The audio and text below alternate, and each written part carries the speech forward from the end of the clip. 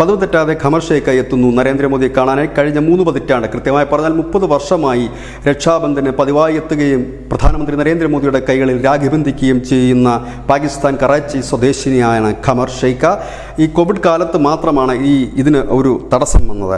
1990-ലാണ് അന്നത്തെ ഗുജറാത്ത് ഗവർണറായിരുന്ന ഡോക്ടർ സ്വരൂപ് സിംഗ് മുഖേന നരേന്ദ്രമോദിയെ പരിചയപ്പെടുന്നത്. നരേന്ദ്രമോദിയെ ആദ്യമായി കാണാൻ ചെന്നപ്പോൾ മോദി ഈ ഖമർ ഷെയ്ഖിനോട് ചോദിച്ച ചോദ്യമാണ് അവരെ ഏറ്റവും കൂടുതൽ അത്ഭുതപ്പെടുത്തിയത്. അവർ ചോദിച്ചത്, കമൽ ഷെയ്ഖയുടെ മകളല്ലേ, ആ മകളായതുകൊണ്ടാണ് കാണാൻ വരാൻ അനുവാദം നൽകിയതെന്നാണ്. അന്നു മുതൽ തൻ്റെ സഹോദരനായ മോദിക്ക് എല്ലാ രക്ഷാബന്ധൻ ദിനത്തിലും രാഖി കെട്ടുകയാണ് ഈ ഖമർ ഷെയ്ഖ്.